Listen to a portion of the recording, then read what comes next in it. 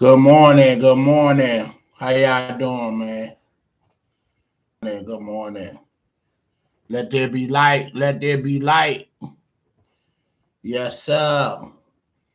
Hey, we done reached a milestone. Let me congratulate you guys out there, the viewers, and thank you for pushing my video, the Rich Porter and Alpo story, to 1,000 views.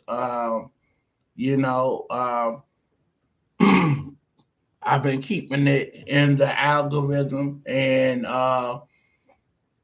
it's going good numbers. And I just came to a point that 1,000 is enough. I'm gonna give it a rest, and I'm gonna focus on the other videos. And what's getting traction now is the Sean Branch from Washington D.C., the infamous Sean Branch video that I did. So what this is telling me is we love to hear about the street gangsters that became rich off these streets, doing the wrong that they did, and furthermore, the redemption of what they did, and them trying to right their wrong in so many words, basically trying to give back. And you can't take back what you did already, but what you could do is try to give your heartfelt feeling to, hey, I was wrong. I wasn't playing with a full deck, and I was a victim of my environment, and I was acting out to what was in front of me. I was dealing with situations that was in front of me. So therefore, we love the Godfather. We love anything that consists of gangsters, that they put on the big screen, that uh Hollywood, you know, put in the theaters that they glorify. Because I've been asked, why you glorify these drug dealer dudes? I say, don't they glorify Al Capone, Frank Nitti, and any other the dudes? So I'm like, it's the same thing. These dudes was notorious in what they was doing, and they're fascinating. Whether you want to, admit it or not, these dudes are fascinating on the things that they did. It's like Jordan and Kobe and all them winning championships. These are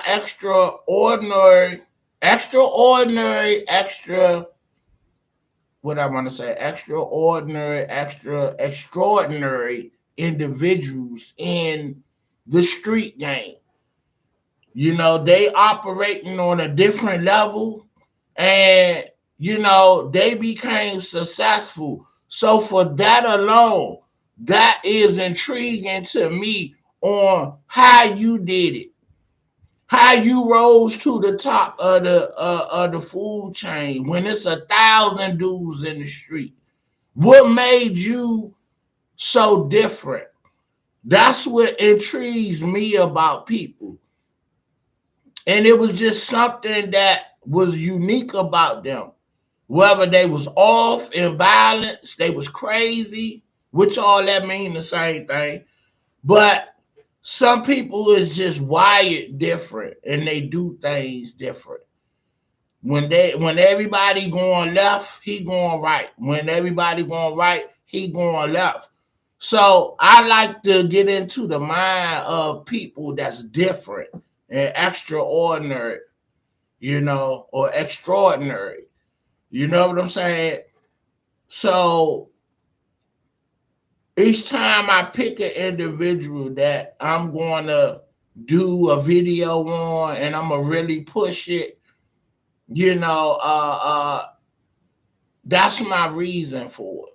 But I see the audience on social media, you know, we give these guys life, and the world want to know about these individuals outside our hoods.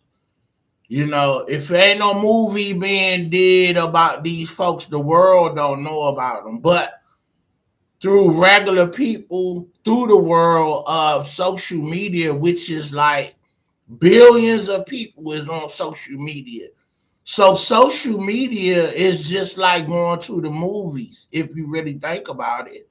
When you come on uh social media and you get in front of the camera, you're filming, you're documenting. So, you know, you're just doing it on a smaller scale, if you follow what I'm saying. So again, thank you. Now it's a closure to the storyline of Alpo. Alpo. I'm going to call that boy Alpo Porter. Lord have mercy. Uh, Now it has been an arrest made. Let me look this guy name up. The dude name is his nickname is Bunky or Bunky or something. And supposedly Alpo hit this young dude with his bike at some point, and Alpo must have told him get out the way, and and it was beef with this young dude. You know what I'm saying? Get out the way, or I could see Poe flexing on this young dude. Like, is you stupid? Didn't you see me coming? So why you stepping out in the street? What's wrong with you? I could see him going like that. You know what I'm saying? And but supposedly and I saw this through Glaze Gibbs podcast. To me, he the one that reported it first. He the one got the picture of dude before he was arrested. And the dude was denying it, saying that he didn't do it. But this dude is in Rikers Island right now, and uh, he was already there for something else, or he got arrested on November 6th for something else, ironically. And now I guess the strap that he had on him, the ballistic, showed that that was the gun that shot Alpo. Now for one, I still don't believe this man is dead because there was no body. You know, unless in his files, he said he wanted to be cremated. You supposed to get permission from the family to cremate somebody. You know what I'm saying? He wasn't in witness protection no more. So you guys don't get that call. So therefore, why it's not saying, or why nobody coming out saying that we gave the okay for him to get cremated. So I don't believe that at all. There's no death certificate. I'm like, it's just too much being concealed. And why? Why? You know, when he wasn't even working with the government no more. So why is you still securing everything for this dude? Because guess what? He not dead. That's just what it is. You know what I'm saying? That's just how my mind think. He not dead. But he'll be forever. It'll be a forever conspiracy theory. Is Tupac dead? Is Elvis dead? Who else? So I'm convinced Tupac is dead now. Now they trying to say this dude killed whatever that dude. He do look like him though, but I don't think that's him. you know. So now I'm gonna let it go. You know what I'm saying? Because I refuse to believe Pac was dead, but you know, I just feel like if somebody go underground, I don't just think they can stay quiet that long. So that's my timeline. If 20 years pass, 30 years, yeah, they gone. You know, for real. I will accept it then, but until then, you know, you know what I'm saying. I don't think so. All right, let me try to find somebody that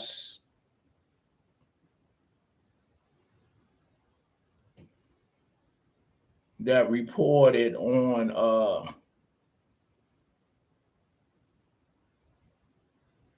okay, Alpo Martinez shooter arrested. The real story behind Snooty. I don't know. Okay, that's something else. I'm looking for Glaze Gibbs.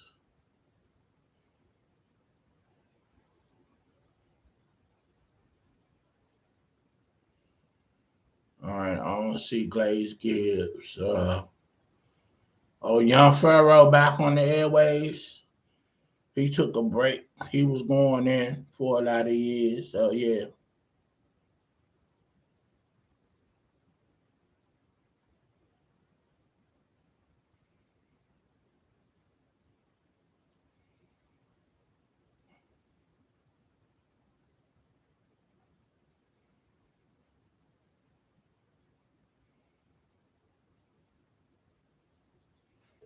Yeah. So I think when I push this Shaw Branch video, I'm going to do one on Rayford Edmond, and because that was my era, Rayford was on top, and everything's kind of is surrounding around Rayford Edmond if you think about it, because after Rayford Edmond went to jail, that's when Alpo came here to DC and kind of fed the city, with his connect.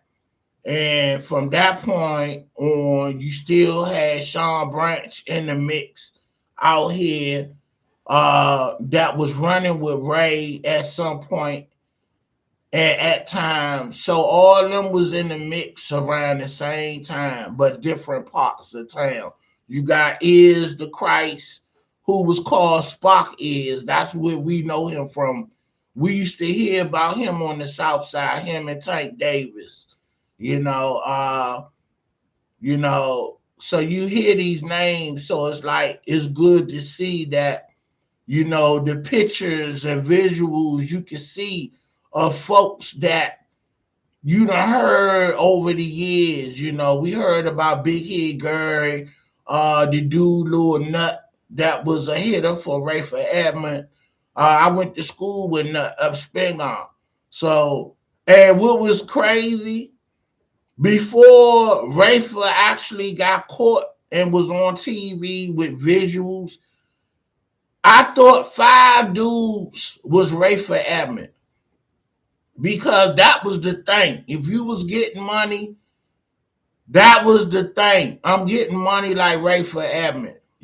So I know Five Dudes that was claiming Rayford name. And that was maybe why he got caught and got the radar put on him because yeah, because of the shootings and the violence, the killings, but you know, uh, not only that, it was five dudes that I know personally that I was around that was claiming to be Rayford Edmond. I mean, not hanging with them, but in passing. I be in different spots and you know, uh dudes throwing his name around, and I'm feeling like, oh, that's Rayford right there. And then I find out that ain't Rayford. Then I'm somewhere else. So one thing about me, I stayed everywhere in the city. I wasn't one of them dudes that just stayed in one spot because I lived in all parts of the city. So therefore, I had connections in all parts of the city because I lived in all parts of the city. So, when I make my rounds moving around, and usually it will be through parties, you know, going to different clubs, events, cabarets, because back in the day and even now, cabarets was uh, a big deal and fixture in DC, in this area, DC, Maryland, Virginia, because people just got to a point, we want to throw our own parties, and we want to invite our own crew of people and folks we want around instead of just being exposed to random people. You know what I'm saying? And so that's where the idea came from. And the rise of DJs came out of the cabaret explosion, if you will. DJ Fats, Capricorn D, Graham Cracker, DJ Rico, uh, who else was like street DJs that, Flex. We got a DJ Flex here in DC, not Funk Master Flex in New York, but a DJ Flex, which is a radio personality on the radio as well. So actually my boy Gary Nugent used to be his setup man, and we used to, roll with Gary to set up DJ Flex set when he used to rock this club called the Ascot back in the day. And you know, uh, so Gary Nugent, because he was like DJ Flex protege, he got in the game of spinning and became a name out there on the club scene, mostly the cabaret scene. So that was a great hustle for a DJ, to, make his money roving through clubs and cabarets. Everybody was throwing cabarets. I got in the cabaret game with two young ladies, Valerie and Valencia. Um, the first cabaret we did was like March, April, and maybe June. The year we did that, which was what was that? Maybe 99 or 2000, something like that. It was something. Hold on. Yeah, it was between 99 and 2000. Um, no, it wasn't.